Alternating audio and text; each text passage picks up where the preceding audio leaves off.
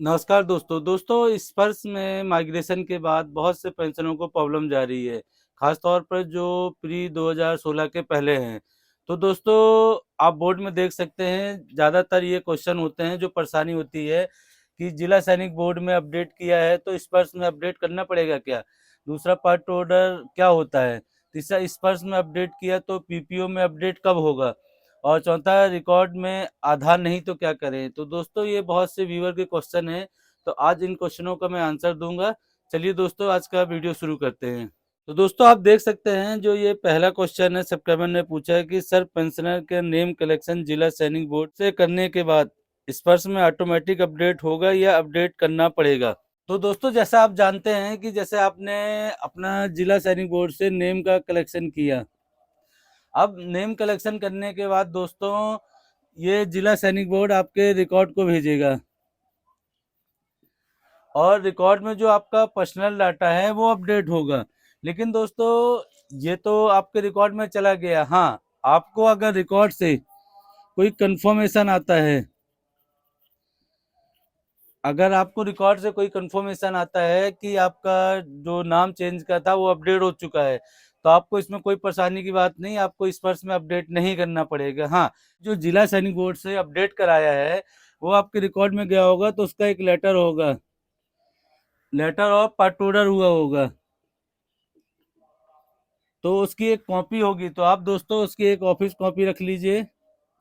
और जब भी आप करीबन दोस्तों एक चीज़ और ध्यान रखिए कि आपने जो कराया उसमें कम से कम 6 मंथ का टाइम लगेगा। आप ये ध्यान रखिए, 6 महीने का कम से कम टाइम लगेगा। तो इस वर्ष में अगर अपडेट हो जाता है, वैसे दोस्तों ये ऑटोमेटिक अपडेट होना चाहिए। आपके रिकॉर्ड आपके कंफर्मेशन देने के बाद आपको इस पर्स में भेज देता है। पर्स रिकॉर्ड से ही डाटा लेता है, तो आप ये ध्यान रखिए कि हाँ, अगर आपका अपडेट नहीं किया किया है इस पर्स ने, तो आप अपडेट कर सकते हैं, वो रिकॉर्ड से ही कंफर्म करेगा। चलिए दोस्तों अब चलते हैं दूसरे क्वेश्चन की ओर, जो व्यूअर ने पूछा है। तो दोस्तों देख सकते हैं दूसरा क्वेश्चन है, सर स्पष्ट प्रोफाइल में पेंशन नाम कलेक्शन किया है, डॉक्यूमेंट से पार्ट टू ऑर्डर मांगा है, पार्ट ऑर्डर क्या होता है? तो दोस्तों ये देख सकते हैं आप, व्यूअर ने जो पूछा है सब्सक्राइबर ने कि पार्ट ऑर्डर होता क्या है, तो मैं आपको बता दूं, अगर आप जैसे सर्विस में रहते हैं तो वहाँ आपका पार्ट ऑर्डर होता है, तो उसमें आपका पार्टिकुलर सेम होता है कि आपके रिकॉर्ड को भेजा जाता है। और आप जैसे पार्ट ऑर्डर की कॉपी स्पर्श में जब अपलोड कर रहे हैं, ये प्रॉब्लम कब आती है? जब स्पर्श में आप बच्चों का ये अपने चिल्ड्रन का अपलोड करते हैं, तो आपकी यूनिट पार्ट ऑर्डर करती है। जब आपकी यूनिट पार्ट ऑर्डर की होगी, तो ये वो कॉपी मांग रहा है कि आपके बच्चे हैं, पार्ट ऑर्डर किया है या नहीं किया। तो ये पार्ट ऑर्डर एक्चुअल यूनिट करती है और जिला सैनिक बोर्ड भी करता है। आप ये याद रखिए कि सर्विस के दौरान आपकी यूनिट करती है, और रिटायरमेंट के बाद आपकी जिला सैनिक बोर्ड करता है, तो उसको पार्ट ऑर्डर बोलते हैं। पार्ट ऑर्डर की 4 से 5 कॉपी बनती है, जो एक ऑफिस कॉपी होती है, और एक पार्ट ऑर्डर सेल की जाती है वहां पे, फिर रिकॉर्ड इस पार्ट ऑर्डर के आधार पे फिर एक पार्ट ऑर्डर करता है, रिकॉर्ड भी पार्ट ऑर्डर करता है, और ये डॉक्यूमेंट सेल में जाती है दोस्तों। तो ये ध्यान रखिए, पार्ट ऑर्डर की अगर इस पर पार्ट ऑर्डर की कॉपी मांग रहा है, तो आप ये याद रखिए कि आपने सर्विस के दौरान अपने बच्चों का या फैमिली का पार्ट ऑर्डर कराया होगा, जैसे हम मैरिज के कराते हैं, या सर्विस के दौरान कराया होगा। अगर आपका इस पर्स में अपडेट नहीं है तो मांगेगा। तो आप जिला सैनिक बोर्ड के थ्रू करा सकते हैं, इस पर्स में अपलोड करेंगे तो आपको पार्ट ऑर्डर कॉपी मांगेगा। तो आप जिला सैनिक बोर्ड के थ्रू अपलोड कराइए, अगर आपने पहले नहीं कराया है। हाँ, पहले कराया है तो आप पार्ट ऑर्डर की कॉपी रखे होंगे। आपको जब जब पार्ट ऑर्डर होता है तो एक ऑफिस कॉपी और एक आपको कॉपी मिलती है, तो आप उसका पार्ट ऑर्डर नंबर या अपलोड करेंगे तो आपका इस पर्स में अपडेट हो जाएगा।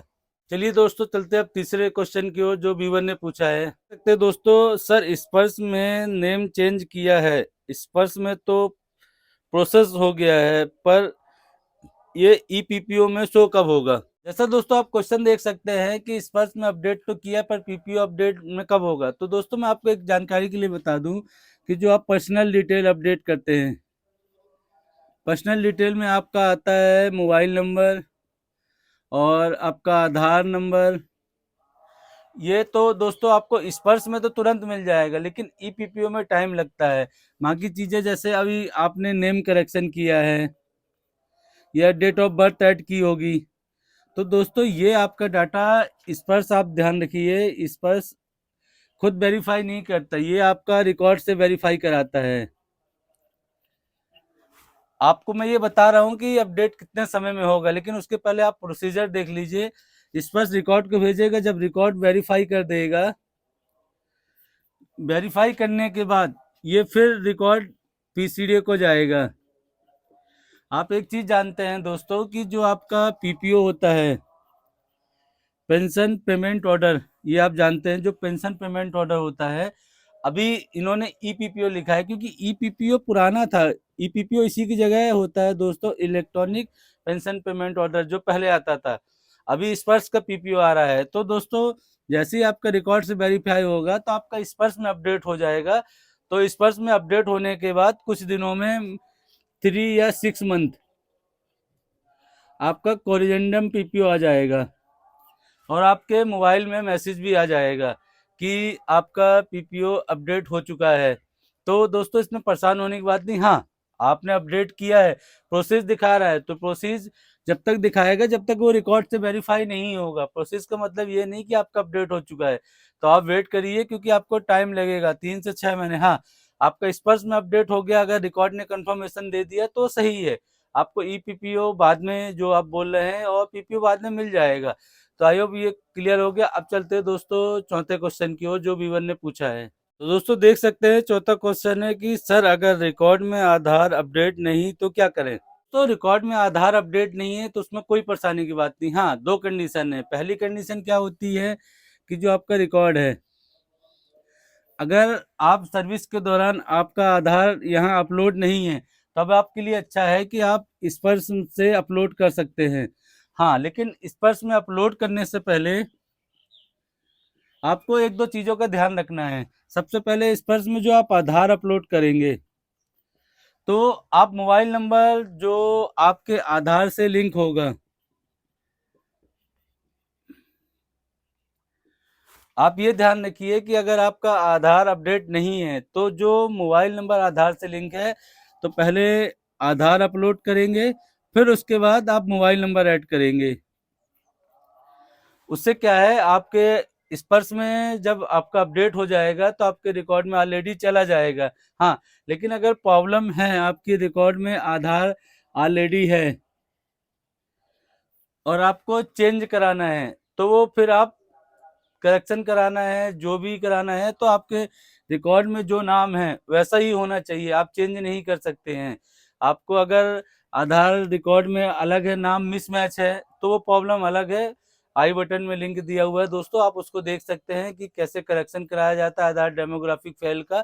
अगर ऑलरेडी है तो आपको, अगर नहीं है तो वो अपलोड करना है। इसी के साथ मैंने ये क्वेश्चन भी जोड़ दिया कि आधार में अगर कुछ डीपली करेक्शन है या मिसमैच है तो क्या प्रॉब्लम जाएगी।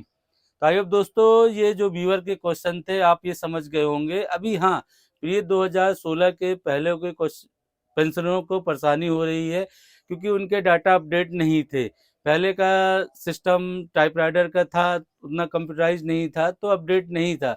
हाँ, अभी अपडेट हो रहा तो आप करिए। अभी आपको एक बार प्रॉब्लम जाएगी और ये लाइफ टाइम अच्छा हो जाएगा, क्योंकि ये डिजिटल युग है और डिजिटल के साथ साथ आपको समय के साथ बदलना पड़ेगा। तो चलिए दोस्तों, अगर आपको वीडियो अच्छा लगा तो लाइक कीजिए, सब्सक्राइब कीजिए, शेयर कीजिए। मिलते हैं एक नए वीडियो में। नमस्कार।